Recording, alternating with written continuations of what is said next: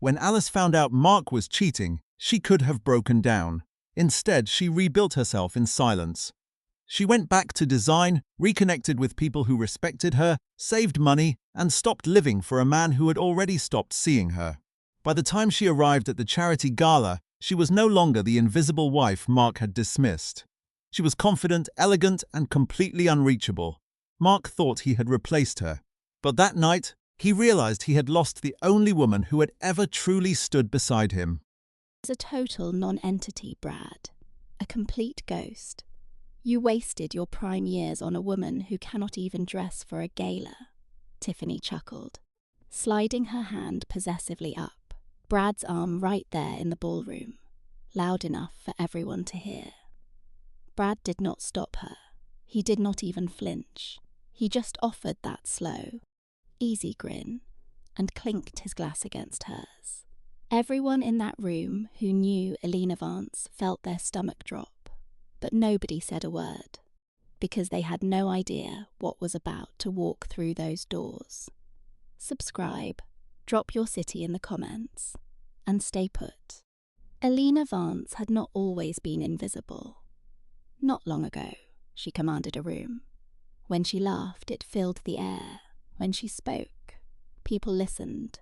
She made an impact without even trying, simply vibrant, alive and present. That was the real Elena before Brad.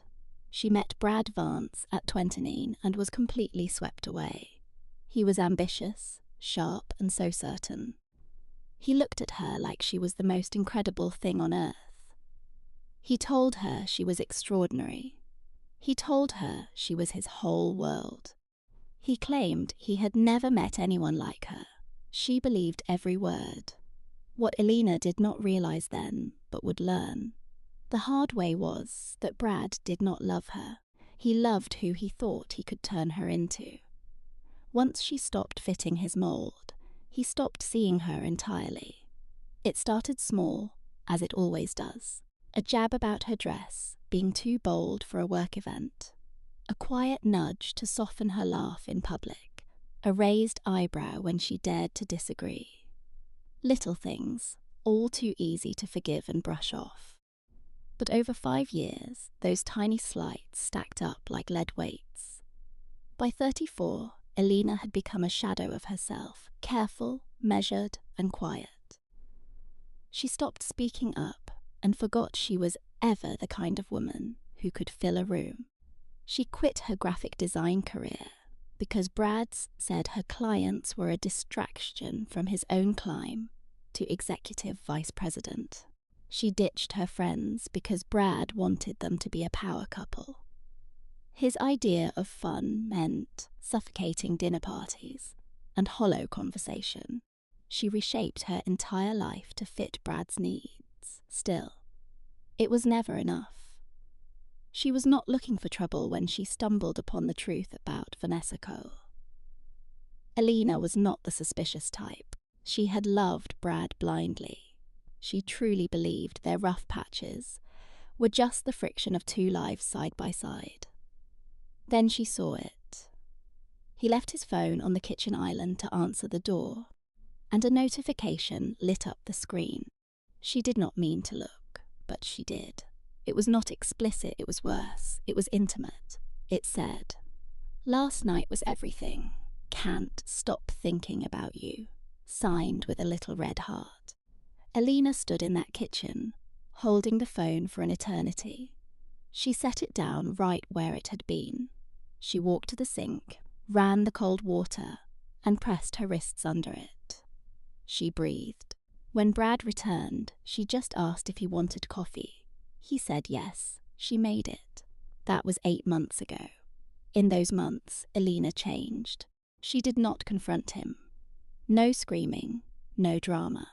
She went quiet, but this was different. This was the silence of a woman who was watching, calculating, and planning. She quietly reached out to a former design partner named Sarah, who ran a local arts charity. Sarah had been begging for a rebrand for years, and Elena had finally said yes. She even started hitting the gym again, not to change her looks, but to burn off the rage. She needed to feel powerful in her own skin, while everything else felt like a lie. Stopped trying to please him and started saving money in secret. Brad had noticed nothing. That realization hit her harder than anything else. He was so consumed by his career and his affair that he had completely stopped seeing her as a human being. Vanessa Cole was 31, worked in high-end luxury fashion, and had that effortless polish that money buys. Elena had only seen her once, at a company event years ago, before the marriage fully soured. She remembered a tall, elegant woman who knew exactly how to work a room. Back then, Elena felt no threat. Now, she understood what she had missed. Brad had been comparing them for years. She realized it from his comments later on. How he would casually mention a co-worker who dressed perfectly for meetings, or how another wife seemed more fulfilled in her career. He looked at Elena with a mix of impatience and disappointment, like she was a project he had ruined. What killed her was not the comparison, it was the fact that she had sacrificed everything to be his perfect wife. And it still was not enough. 3 weeks before the charity gala, Brad told her he was attending with colleagues. He mentioned it over dinner while checking his emails, like it was a trivial task. The gala at the museum, he said. It is a huge deal. The mayor's office will be there. I need to be early. Elena looked at him across the table. Are you bringing a date? He paused for a heartbeat, a tiny flicker, but Elena had been watching him for months. Just a few people from work, he said. It is a group thing. I see, she replied. She was not invited. 6 months ago, she would have taken that and stayed home. But something had shifted in Elena since that day at the kitchen sink. Something had sharpened. She put down her fork. She looked him dead in the eye and said, I will see you there then. Brad looked up. What? The gala. Elena repeated calmly. I will be attending. Sarah's foundation is being honoured. She asked me to join as part of their creative team. She picked up her fork again. I thought you knew. It has been on my schedule for weeks. It was not, of course. She had called Sarah that afternoon, and Sarah, who could not stand, Brad had eagerly agreed to help. You are coming, Sarah had said, and I am going to make sure you look like the most striking woman in that room. Brad just stared at her. Something flickered behind his eyes, irritation. Maybe fear. Fine, he finally said. Whatever. He went back to his phone. Nina finished her dinner in silence. The afternoon before the gala, she was at Sarah's house. Sarah S.'s sister, a wardrobe stylist for a theatre company, pulled a dress from a garment bag and held it up. It was red, a deep, unapologetic, vibrant red, floor length and fitted to command authority. Simple in structure, but impossible to ignore. A dress that did not need accessories to make a statement. Elena stared at it. I have not worn red in years, she whispered. Sarah's sister grinned. That is a tragedy we are going to fix tonight. When Elena put it on and looked in the mirror, she felt a shock. She finally recognized herself again, not the hollow, careful wife she had been, but the woman she used to be, the old version of her, the one from before Brad, before the diminishing, before she slowly molded herself into someone else's idea of a wife. She stood in that red dress, looking completely like herself. Her sister reached the threshold and stopped, hand covering her mouth. She whispered, Elena, my God. Much? Sarah asked. Not enough. Nowhere near enough. You should have worn this your entire life. At the gala, Tiffany wore ivory and diamonds with that practiced. Effortless glamour she had turned into a brand. She stood by Brad near the entrance, and she was, objectively, a stunning woman. The room took notice. Of course it did. That was exactly what she had engineered. She and Brad arrived together, though if asked, he would claim they just shared a car for convenience. Tiffany had long stopped expecting Brad to claim her in public. She understood the deal. She told herself she did not care. She told herself she was above caring. She was the thrill, the mystery, the one he spent his real time with. The wife was a chore. Tiffany was a choice. She leaned in, murmured something into his ear, and he laughed. She felt, as usual, completely satisfied with the life she had built. Then the doors swung open. Elena walked in. She was not trying to make a scene.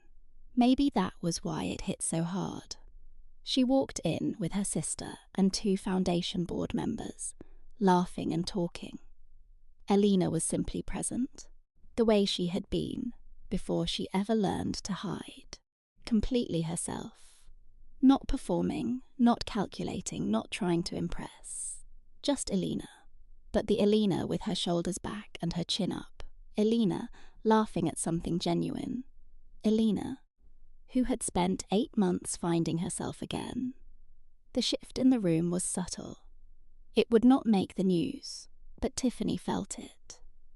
She felt the attention move like a breeze changing direction, a silent reorientation, heads turning, a murmur that was not for her. She followed the gaze, and she saw Elena. Second, Tiffany did not get it. She knew who Elena was, or thought she did. She had built a picture of Elena based on Brad's remarks and her own biases. Quiet, plain. A woman fading into the background. No threat at all. The woman in the red dress did not fit that image. Tiffany watched Elena greeting guests, noticed her warmth, the way people leaned toward her. She watched the deputy mayor shake Elena's hand with real excitement, holding on to it a beat too long as he spoke. She watched her sister beam, looking proud of who they had brought tonight. Tiffany clutched her champagne glass a bit tighter. Beside her, Brad had gone rigid. "Brad?" she said. He did not answer. "Brad." Sharper. He turned, but his eyes took a second to focus, like he had been miles away. "Sorry," he muttered. "Sorry what?" Tiffany watched him, then looked across at Elena. Something she hated twisted in her chest. "Nothing," she said, voice perfectly controlled. "Nothing. I need the restroom." She left before he could reply, leaving Brad alone to watch his wife laughing, tilting her head back, being effortlessly the most interesting person there. He gripped his glass, feeling a strange ache he hadn't known in years. Something dark, like a warning of regret. Sarah wasn't hunting for Marcus. She didn't scan the room once. She chatted with Elena's team, praised the setup, and sipped champagne. She owned the room's energy, and she simply let herself be. Felt more alive than she had in years, and hadn't even found Marcus yet. When she finally did, it was by chance. He was alone, staring at her with a raw intensity that shook her. Their eyes locked for 3 seconds. Then Sarah turned back to her guest, smiling. That was power. She didn't need his gaze anymore. She didn't need his approval. She was there for herself, for the woman who had looked in the mirror earlier and finally recognized herself. Across the room, Marcus watched his wife move through the crowd, and something inside him snapped. Near the coat check, Chloe was busy on her phone, authorizing a massive transfer, already planning her Monday flight to freedom. She always kept a backup plan. She just didn't expect this day to come so soon, and certainly not because of a woman in a red dress. Chloe, who prided herself on being sharp, had made the fatal error of underestimating her rival. She paced the hallway with practiced calm, her heart racing despite her steady, poised exterior. The transfer cleared. She double-checked the numbers. Over $400,000 moved through shell accounts. In 11 minutes. She had set it up months ago, knowing Marcus was a man who would eventually fail her. They always did. She tried to convince herself that the energy shift in the room meant absolutely nothing. It was just a dress, she told herself. But Chloe had spent years surviving high-stakes rooms by treating threats with surgical precision. The woman in red was a major problem. She tucked her phone away and headed back to the party. She had to find Marcus and reclaim her position before she lost everything. Marcus was gone. She scanned the room like a shark. The bar? Empty. His colleagues? No sign of him. Then she spotted him near the foundation display, clutching his drink with both hands, his classic tell for nerves. He was watching Sarah explain a portfolio to an older man.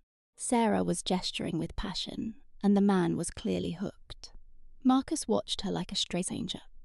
Chloe slid her hand through his arm. He shifted slightly, but his eyes stayed glued to Sarah. "You found me," she said lightly. Marcus barely looked at her. "She looks different," Chloe whispered. Marcus replied quietly. "She looks like herself." The words stung. It wasn't about Chloe at all. He'd spoken with pure painful regret. She tightened her grip on his arm. "Let's go," she hissed. "The city manager is at table 7. You need that intro." He snapped out of his trance. Ambition always won. He let her lead the way. Glanced back as they walked. Alina didn't notice. She was too busy laughing with a friend. Across the room, she looked absolutely radiant. Sarah leaned into Alina. "Don't look," she whispered. "Your ex has been staring for 6 minutes. His girlfriend looks miserable." Alina just smiled. "You were saying, the downtown project?" Dinner began at 7:30. Alina sat at the head table with a perfect view of the stage. Sarah had planned it all, just as she promised. Marcus sat only 12 feet away. Alina only noticed him after settling in next to Margaret, a retired professor with a sharp tongue and plenty of authority. Alina liked her immediately. She caught a glimpse of Marcus in her peripheral vision, along with the woman sitting next to him. A silk dress, gold jewellery, hand hovering close to his. She noted the power play and turned back to Margaret. Across the gap, the mistress was watching her, and Marcus couldn't stop staring at the woman he had left. "She's not even bothered," the mistress muttered. "Why would she be?" he replied flatly. "She seems too relaxed," the mistress pressed. Marcus dropped his fork. "I am just looking." "Stop it," she commanded. "Something wrong tonight?" "No," he said, picking up his fork again. "Eat your dinner." It was a cold, sharp dismissal. She sat there, hiding her sting. Under the table, she checked her phone. The wire transfer was confirmed. Her money was safe. She told herself that over and over. The program kicked off at 8. When Sarah took the stage, she was brilliant. She wasn't just performing. She was speaking from the heart. She talked about the literacy gap and the work needed to fix it. The room fell into a heavy, respectful silence. Sarah paused, then addressed the crowd. "I need to recognize the designer behind our new look. Her work is in the foyer. I hope you check it out." Elena Vance. The applause was loud, warm, and genuine.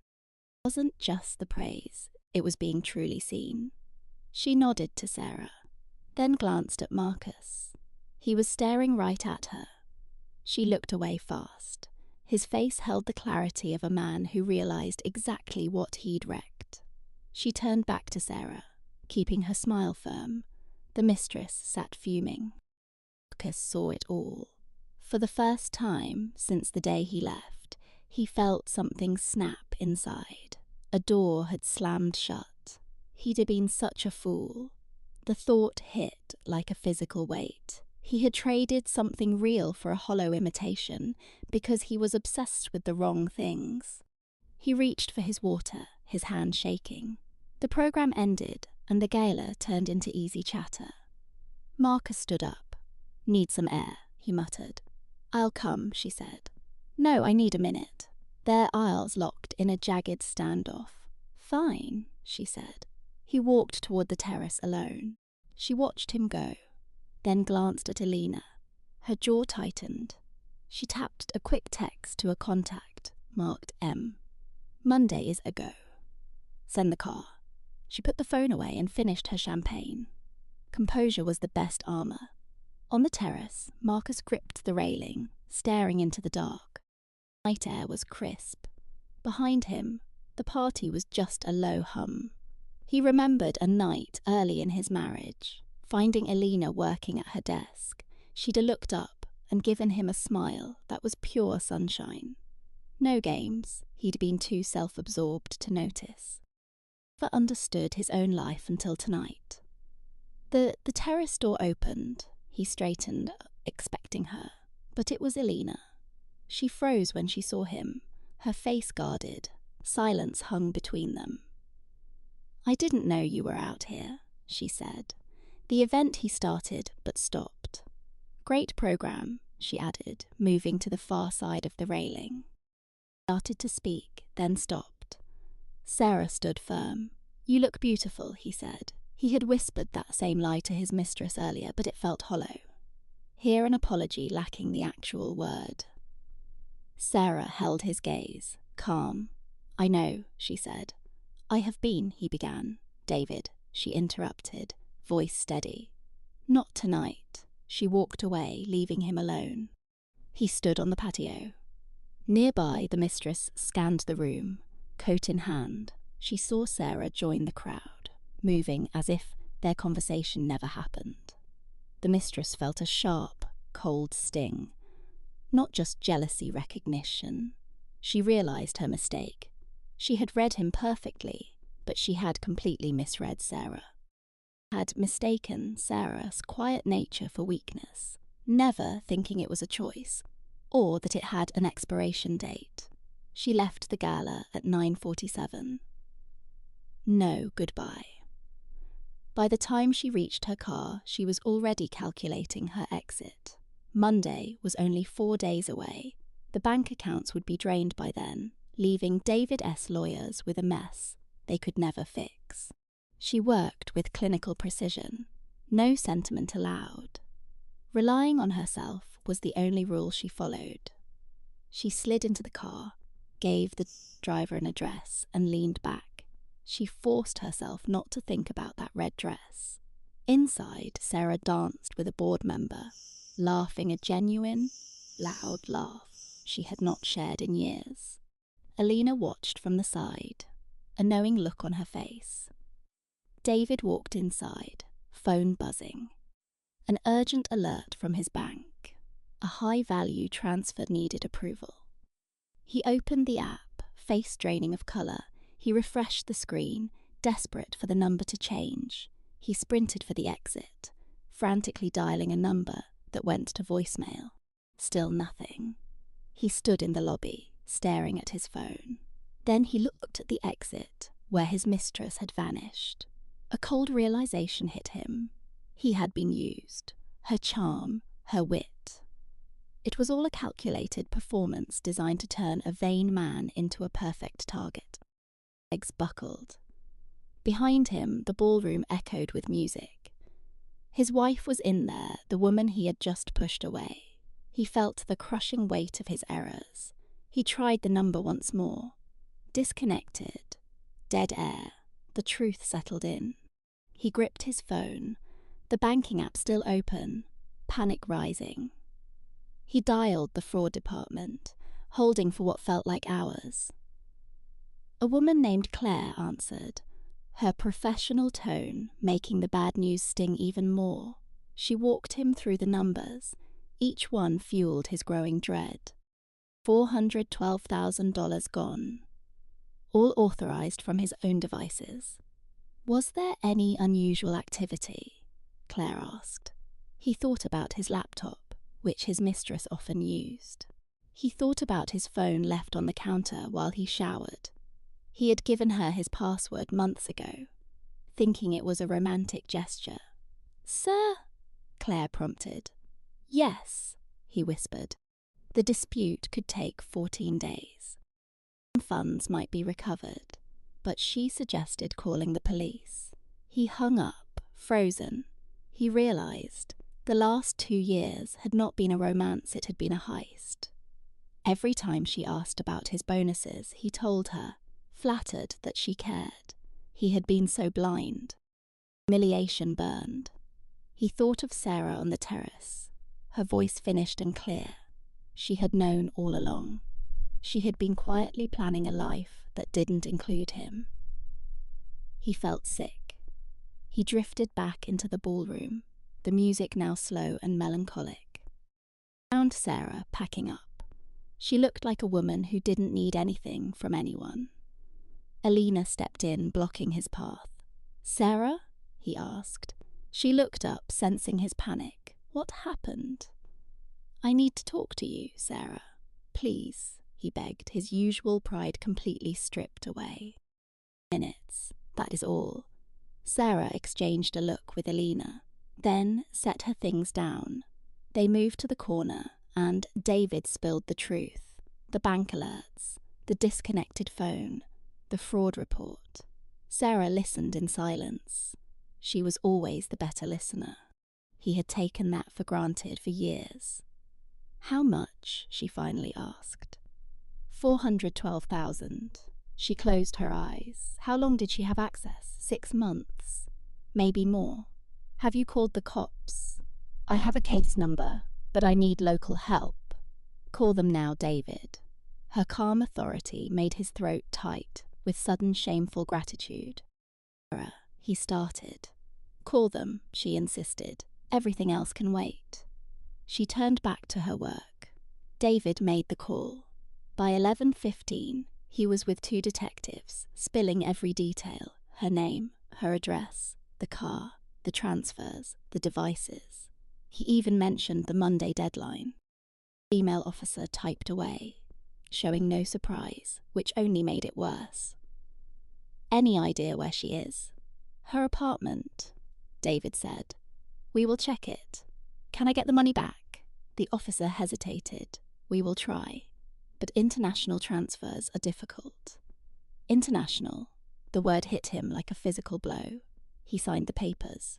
He held his report number. The detectives left, cold and efficient. At 11:43, the math finally hit home. His marriage was destroyed. His savings stolen by a woman who knew his weaknesses better than he did. His ego lay in ruins. He remembered a dinner months ago when someone warned him she was a ghost. He had just laughed, raised a glass, celebrating his own blindness. He buried his face in his hands. Across town, in a hotel room David didn't know existed, the woman sat on the bed. She had kept a bag packed in her rental car for weeks. A pro knew that redundancy was everything. A hidden room, a secret car, a ready bag. It had been perfect. Yet she couldn't sleep. She blamed the adrenaline.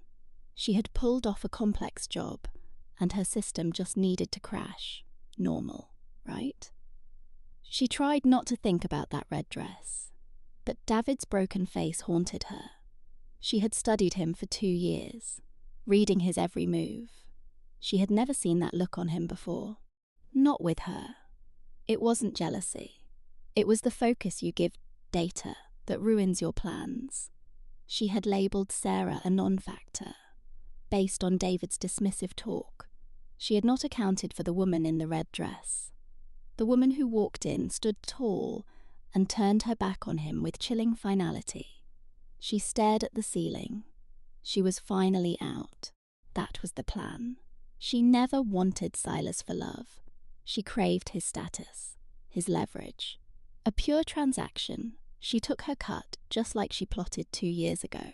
Still, tonight hit different. It felt heavy. She closed her eyes. Monday was 4 days off, plenty of time.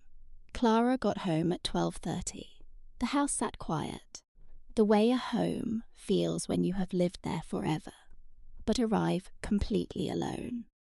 Heavy, suffocating silence. She dropped her bag and kicked off her heels. In the kitchen, she sipped water at the sink. The room looked the same, but to her it felt entirely different. She had known for 8 months that her marriage was dead. Saying it aloud just made it final. She needed time to rebuild before admitting the loss. Not the loss of Silas, who had become more of a weight than a partner.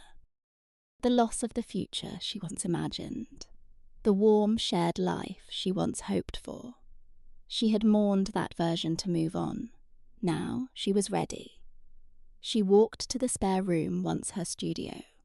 Later a storage dump, because Silas hated the clutter. She flipped the light. She had spent 3 months clearing it. Her drafting table was back. Branding samples for the foundation covered the walls. Her own work. She sat down, just taking it in. She grabbed a notepad. No formal plans, just ideas she had been holding on to for months. A space for kids, books, design, a safe place.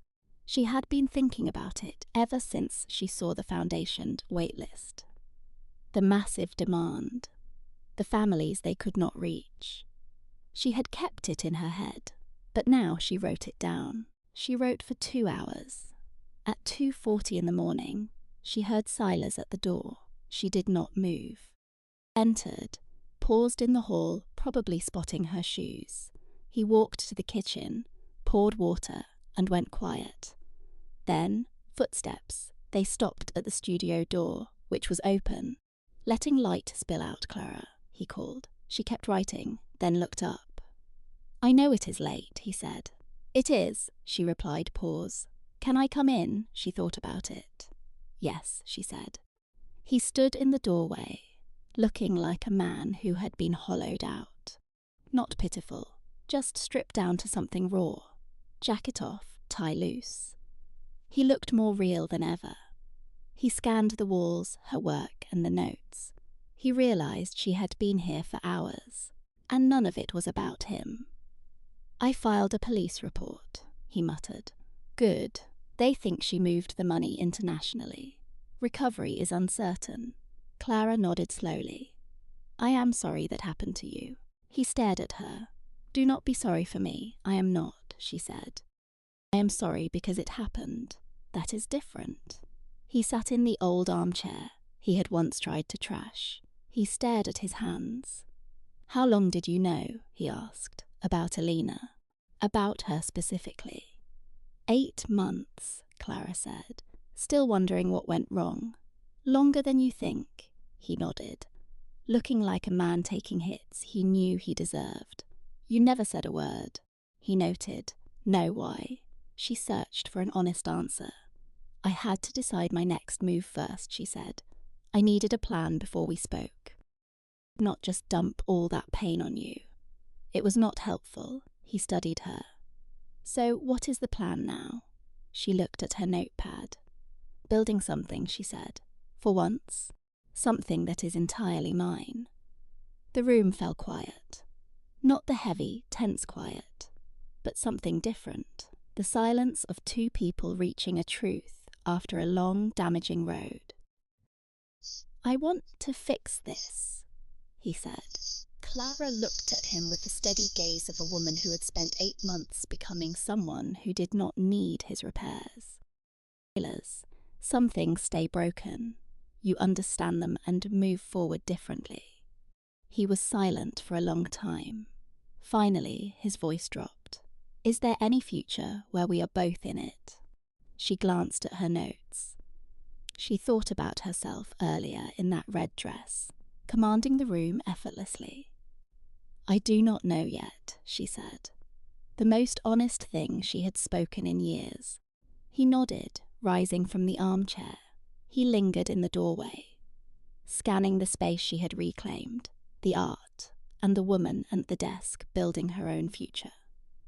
"Good night, Clara," he said. "Night, Silas." He pulled the door nearly shut. She heard his footsteps in the hall, then the guest room door clicking. Not their bedroom. She went back to her notepad, pen in hand. 3 days later, Alina Vance hit a wall. She was stopped at international departures at 6:47 Sunday morning. Carry-on, own-way ticket, valid passport, her own name. She had not bothered with a fake identity. She did not think she would need one. That miscalculation cost her everything. Detective Tors met her at the gate. 11 years in financial crimes. Tors explained the situation with professional, icy precision. The money was tracked. The digital devices were clear. The case moved fast because the Silas Bank Fraud Unit worked all weekend. Alina stood there, listening, keeping her face blank. She had promised herself she would not break if this moment came. She kept that promise. But as the cuffs clicked and Tors led her through the terminal, Alina passed a newsstand. In the glass, she saw herself. The polished, careful woman she had spent years building. Just herself. Under the harsh airport lights, without the jewelry or the fancy clothes.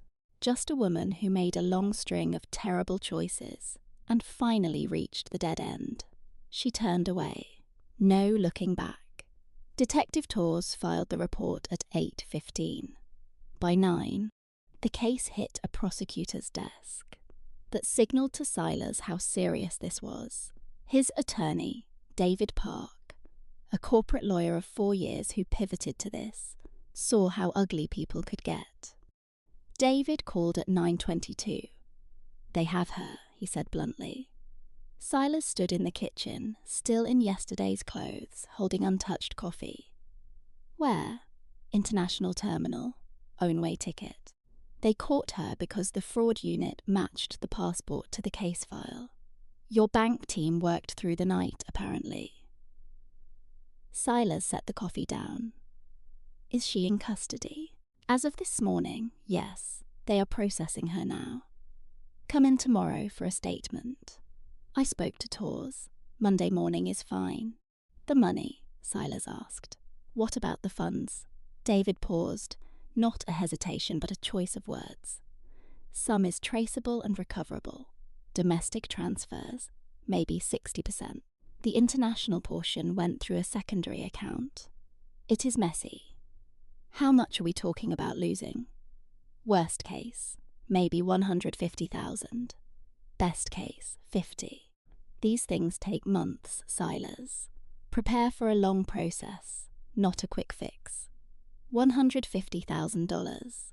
He stood in the kitchen, absorbing the hit like a slow, deep bruise. He was not poor. The loss was not catastrophic, but it was not just the cash that weighed on him. It was what the money represented.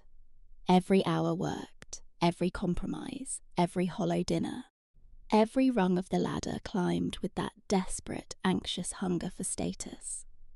He had handed $150,000 to a woman who just saw a mark. "Monday morning," he said. "One more thing," David added. "They might need to talk to your wife, to confirm the timeline, or if Clara had any direct run-ins with Alina. It is routine. She will cooperate," Silas replied. "Clara will help with whatever they need." He hung up and stood alone. Clara had left at 8. He heard her but stayed in the guest room. He did not know where she went. He did not ask, because he had not earned the right. He changed clothes and sat on the bed, staring at the floor. He replayed that last talk in the studio at 2 in the morning. She was so clear, so composed, yet completely unreachable. "I do not know yet," she had said. She did not say no, but she did not say yes. That gap between the two was where Silas lived, now uncomfortable, uncertain, and wondering if he deserved anything better. He thought about Alina at the gate. He searched for anger, but found only a cold, logical reckoning. Alina was exactly who she always was. She never hid it. She was strategic, and saw what she could get from him. The fact that he mistook that for love, wrapping his own vanity around it, that was not her failure. It was his. He chose the convenient lie over the real woman, over Clara, who was authentic every single day, even when he was too busy looking elsewhere to notice. He put on his shoes. He had to get out of his own head. Clara was at Patricia's office by 8:30, sitting at the design table with 2 coffees and the quiet of a Monday morning building. Patricia asked nothing when Clara called. Said, "Come in. I will put the coffee on." That kind of friendship was rare. Clara told her everything: the terrace, the 2 a.m. studio visit, and the conversation in the guest room that was finally, truly hers again. She told her about the "I do not know yet," and how good it felt to say it without hiding behind a fake answer. Patricia listened, quiet, holding back her usual need to jump in. Finished, Patricia gripped her mug. "How do you feel?" Clara thought about it. Like, I slept 4 hours, but also like something is resolved that I did not know needed fixing, both at once. That is the best description of clarity I have ever heard, Patricia said. I am done with that marriage. If things change between us, it must be something entirely new, built on a different foundation. Honestly, I do not even know if I want that. She paused, but the fear finally snapped. Patricia watched her closely. When? Deborah remembered the mirror in her sister's house, that woman in red staring back. The realization hit. I quit being scared the moment.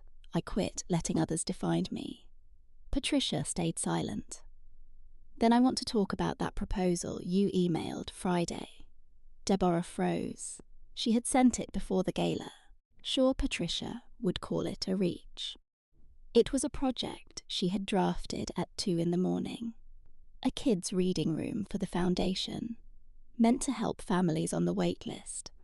She had laid out the staffing, the strategy, and the mission. It was rough, but she had to get it out of her head. "What about it?" Deborah asked. I showed it to Robert, the deputy mayor's contact at the gala. Robert from the board, he read it. I passed it along during dessert, because he asked about our growth plans. He wants a meeting, a real one. He knows someone at the Hartwell Foundation Scouting Community Literacy Programs. He said, your pitch felt like someone who truly understands what kids need, not just what bureaucrats think. Deborah stared. He really said that, word for word. I wrote it down. Deborah looked at her hands, thinking of those midnight sessions, while her husband slept down the hall. The ideas she had finally put into action. Grant meeting, she whispered. This could fund the entire pilot. Patricia leaned in. This is real, Deborah. This is an actual future. A strange feeling washed over her chest, not just nerves. It felt solid, like the universe was confirming she was right to build this. When? Thursday. I told him you would confirm today. Tell him yes, she said. Patricia beamed. Already did. I knew you would. They both laughed, that easy, shorthand laugh, shared by people who skip the pleasantries. It was 11 when a strange number flashed on her husband's phone. He almost hit ignore, he answered. Mr. Charles, Detective Tor's here. We spoke last night. Yes, he said, sitting bolt upright. I have an update on this morning's arrest and some questions. He had time. He sat down. Torres explained what they pulled from the Mistress bag. Burner phone, prepaid cards, and itineraries with 2 names, one her own, one an alias active for 14 months. 14 months. That was before they even met. She was playing this game way before you, Torres said, not unkindly. He closed his eyes. So I wasn't the first. We are piecing it together. There is an old case from out of state. A complaint from 18 months back that got dropped. Same pattern. The victim wouldn't press charges. Who was it? I cannot share that yet, but understand this wasn't spontaneous. This was planned long before you ever met. He sat with that. It should have made him feel better being a pro-target. It didn't. It made him feel like a complete sucker, a man whose vanity was so transparent that anyone could exploit it. "There is more," Torres said. Her second phone had messages from 11 months ago, referencing your home. Specific details about your wife's schedule. The mistress had been tracking your wife quite deliberately. He went still. Tracking her how? Nothing illegal on its face. But she had info on your wife's movements and contacts. Some likely came from you, details you shared, without realizing how they were being used. We are still tracing the rest. He felt cold, yet protective. Was she ever in danger? No evidence of threats, but you should warn her now. He called his wife immediately. She answered on the third ring. She was at her office, her voice distracted. "Can you talk?" Something in his tone landed. The office noise faded as she moved to a quiet spot. "What is wrong?" he told her. About the burner, the tracking, and the details the detective found. The silence dragged on until he whispered her name. "I am here," she said. "I am so sorry," he started. "I know that is not enough, but she had info I gave her and I didn't get what I was doing.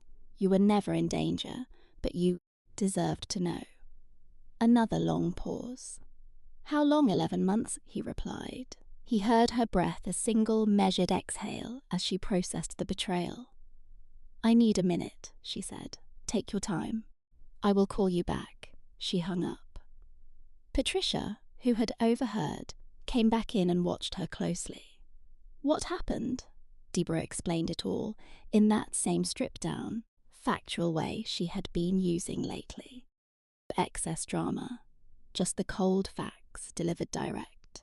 Patricia S.'s face shifted, settling into a mix of rage and fierce loyalty. "She was tracking you?" Patricia asked, apparently. "For 11 months. For 11 months. Patricia sat down Deborah. "I know. She had details about your life and was using your husband to get them." "I know, Patricia. Are you all right?" Deborah did a quick internal check, just as she had been doing for months. She checked for fear some, but small. She checked for anger. Plenty of that, and it felt useful. She checked for that old hollow grief. It was gone. "I am angry," she said, "very angry, but I am all right." "What will you do?" "I am calling the detective myself," she said. "I want to know everything they found." She reached for her phone. "And then I am going home to look my husband in the eye and tell him exactly what I expect. It won't be a conversation he enjoys, but it will be honest." She called the detective at 11:42.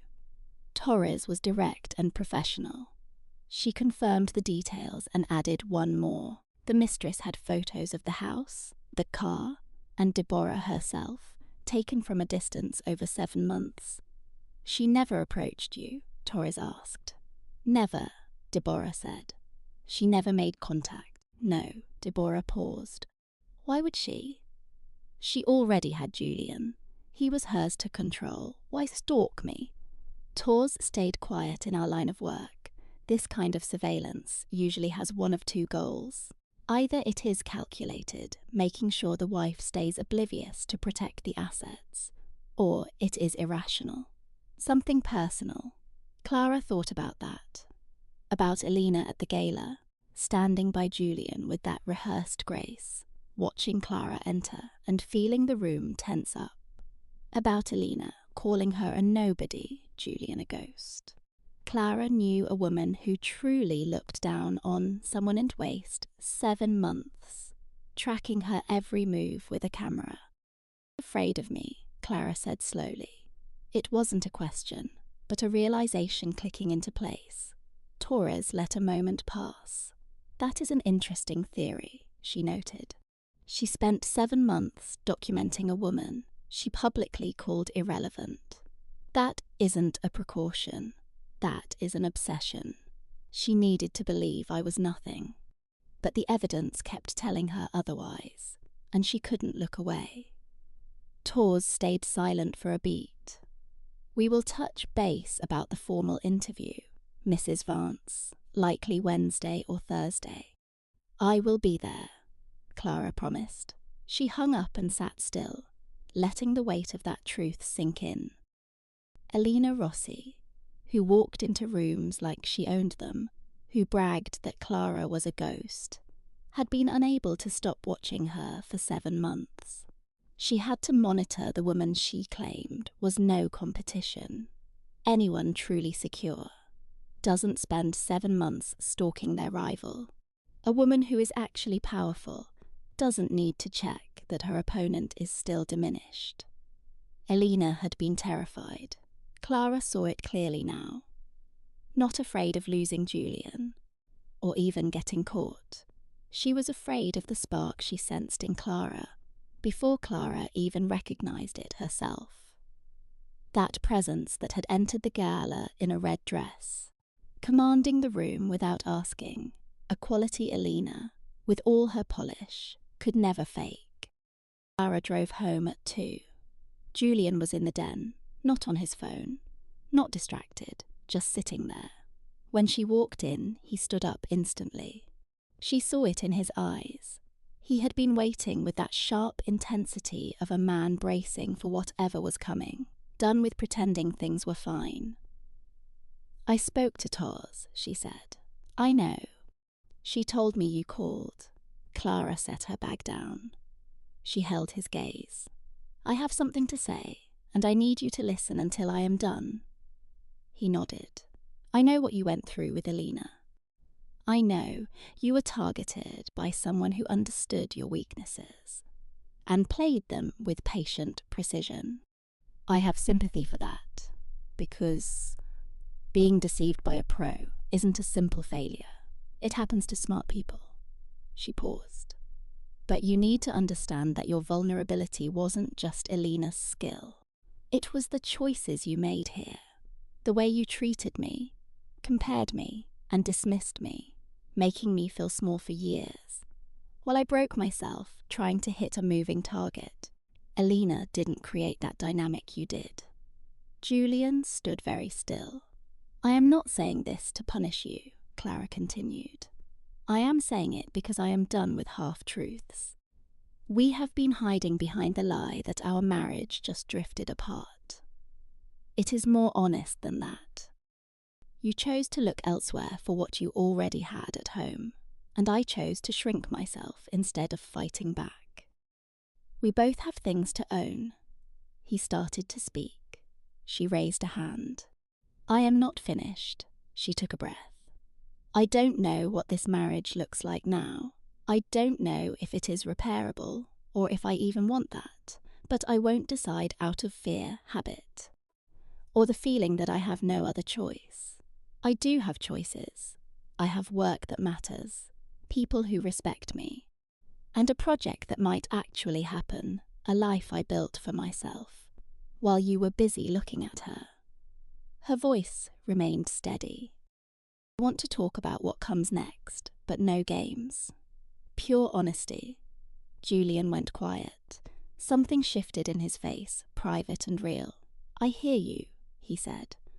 "I do not deserve anything from you. I know that. But what I said on the terrace, I meant it. Watching you handle this weekend with such clarity, I keep landing on one thing." He looked down, then back at her. "I was a fool, not just about my affair, but about you for years. I am telling you the truth because you asked." Clara watched him for a long moment. "I know," she said. "No forgiveness yet. No closed doors." She grabbed her bag and walked toward her studio. "Clara," he called. She paused. "That project Sarah mentioned, the literacy centre. Is it real?" She felt a spark of pride. Something she had built herself. "Thursday," she said. "I have a meeting Thursday." She walked inside and locked the door. Julian stood alone in their home of 5 years, realizing with crushing clarity that the woman on the other side of that door was about to do something extraordinary. Always was. The only question now was whether he could ever be worthy of her. The Thursday meeting ran 2 hours and 14 minutes. Clara knew early on this was a turning point. Robert brought 2 people she did not expect. One was Carla Simmons, who ran the Hartwell Foundation grants. She had the sharp focus of someone who could sniff out a fraud in seconds. The other was Dr. Ellis Webb, a child literacy expert, whose research Clara had cited in her own work. He had driven 3 hours that morning just to be there. Clara sat across from them, feeling the calm, sharp energy of someone who had prepared for this very moment. It was her time. Carla jumped in with questions that cut right to the core. How is it staffed? What is the model? How do you reach kids who hate reading? What are the metrics? Clara answered every point without a script, because she had agonized over the details for weeks. Dr. Webb asked only 2 questions, but they proved he had read every word. Then, with brutal bluntness, he asked, "What is the source of this? Why are you doing this?" Clara did not hesitate. "I spent 5 years making myself smaller than I am," she said. "I saw what it does to a person. I do not want any child to think their potential has to fit into someone else's box." She paused. "Every kid not reading by 3rd grade is told they don't belong. I want to show them the opposite." Sarah and Mark exchanged a look. "We need a pilot grant," Sarah stated, "a first phase to fund a full year. If we hit our goals, we move to a 3-year deal." Anna sat with hands folded tight. "What is the timeline for a decision?" she asked. "We have already decided," Mark replied. "I would not have brought Dr. Webb if we had not." Mark slid a notepad across the table. The figure covered everything: the space, the staff, the curriculum, fully funded. Anna stared at the number. Looked at Mark. "Thank you. This will change so many lives." It was not dramatic, it was just true. Sarah, who had met many people wanting money but few who earned it, saw the difference. "I know it will," Sarah said. Anna called Jane from the parking lot, shivering because she forgot her coat. "It is funded," she told her. Jane let out a wordless sound. "All of it." "Yes, every penny." Jane let out a shout that made Anna flinch. Then she said with icy precision, "I am opening the expensive champagne. I have been saving for something real. Get to the office." Anna laughed. She sat in her car for a moment, looking at her hands. She thought about the woman she was 18 months ago, before the kitchen floor breakdown, before the gala, before everything. The woman who shrunk herself until her husband stopped seeing her. The woman who mistook submission for love and paid for it with years of her life. She looked at the grant figure. She thought about the kids, the future, and started the car, no looking back. Robert heard about the grant from Jane. It was not a slight, just Jane being Jane, direct and blunt. She called him Thursday afternoon, giving him the facts with no fluff. Robert listened and stayed silent. "That is incredible," he said. "It is," Jane agreed.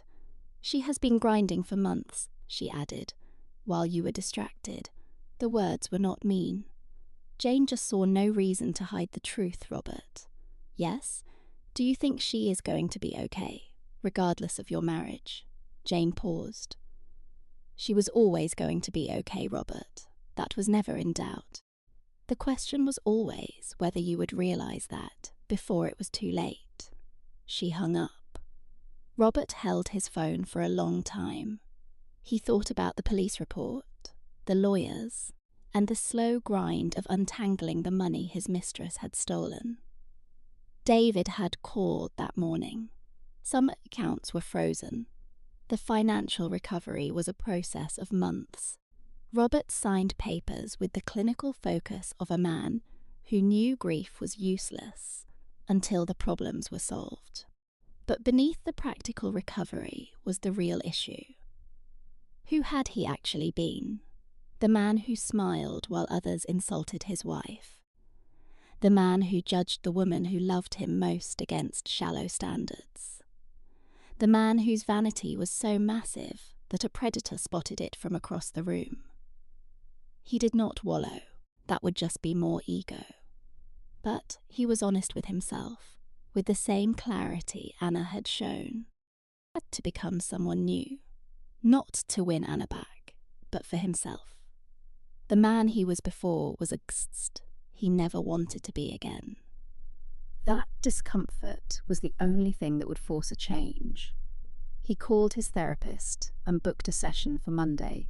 It was a small act, but the first choice in years made for his own growth, rather than appearances. Weeks later, the mistress appeared in court. Anna skipped it. Her lawyer said it was fine, and Anna realised she needed nothing from that courtroom. She did not need to see the woman to know the truth. She was at the foundation space that morning, walking through empty rooms with a builder named Henry.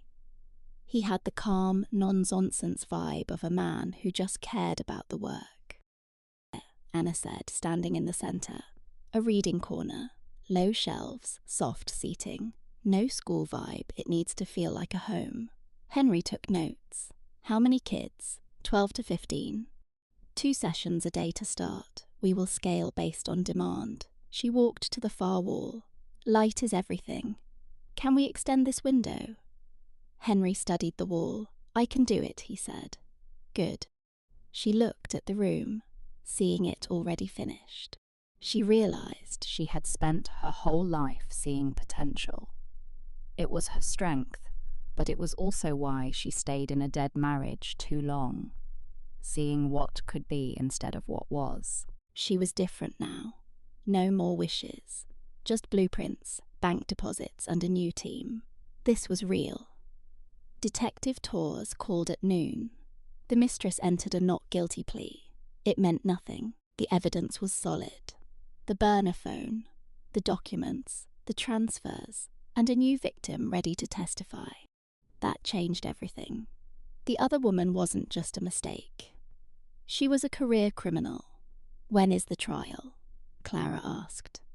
12 to 18 months, maybe longer if she plays games. You will have to testify about the stalking and the break-in. You are a key witness.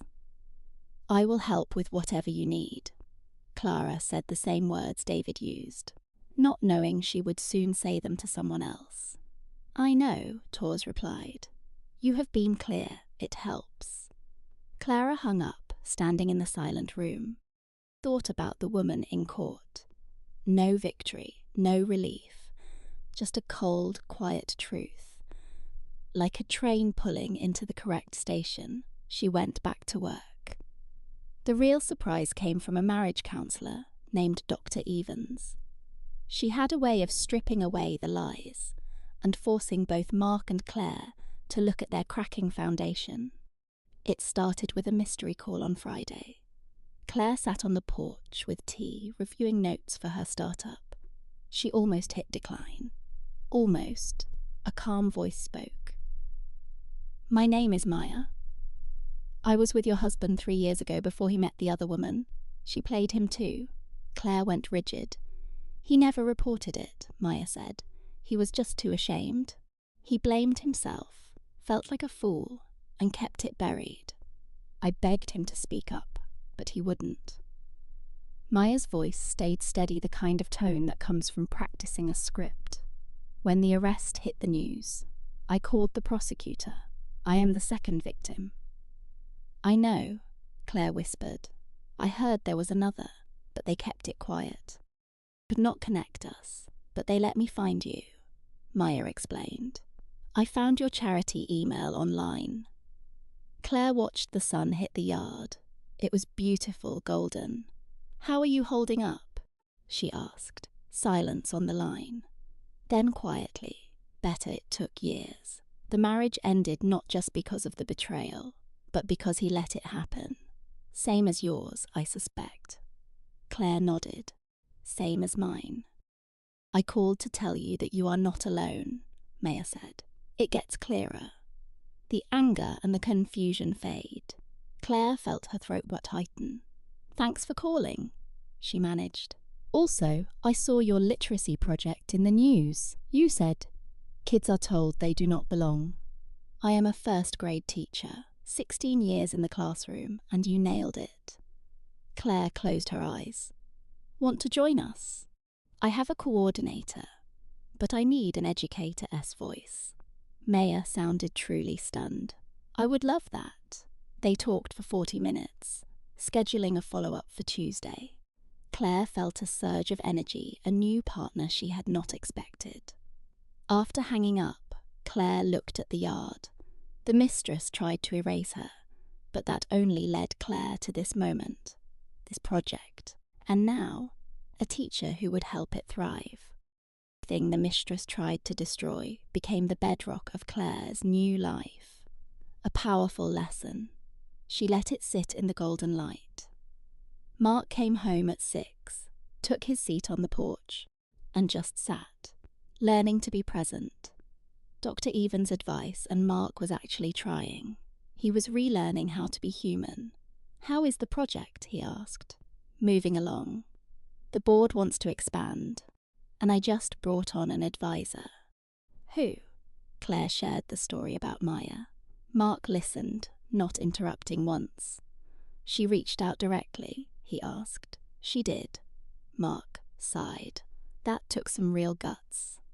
It did, Claire agreed. The silence wasn't heavy or fake anymore. It was the quiet of two people who had been through the ringer and were finally painfully learning to be honest. Evans wants a joint session next week, Mark noted. Okay with that? Claire thought about it. I think so. We have done the individual work now. A joint session should not turn into a performance anymore. Mark nodded slowly. I have been thinking about the years before all this. Don't do that to yourself. Mark, I am not. I just need to understand how I got there. Not to punish myself, but so I don't build the same disaster twice. Claire looked at him, really looked at him. Behind the polished mask, she saw the man beneath flawed, struggling, and finally real. That is the only place to start, she said. Then get to work and understand it. He nodded, and they sat in silence until the sun went down. The first session of the Claire Evans Literacy Centre launched on a Tuesday, a name she only accepted after a little push.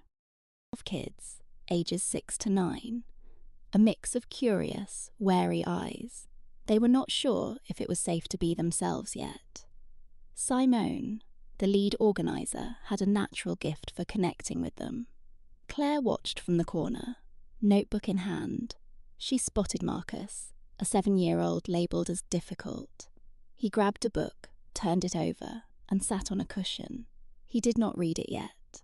He just studied the pictures, testing to see if the book was a friend or a foe. Claire felt a wave of purpose hit her. Real, solid, and entirely her own. Not a gift from a man, not something anyone could take away. It was purpose built from her own vision and a stubborn refusal to disappear. Marcus turned a page. Claire made a note. Outside, the world was still a mess. The legal battle dragged on. The marriage was still hanging in the balance, and life was being glued back together piece by piece. Nothing was finished. It would take time. But in that room, Claire watched a child open a book. She finally understood. She was not a ghost. She never had been. This time, she had been exactly who she was. Every trial made it clear, but the truth was always there. Unlike the money, the marriage, or the losses, this belonged to her alone. She earned it, and no one could take it away. Claire had finally found her way back, and she was never, ever leaving again.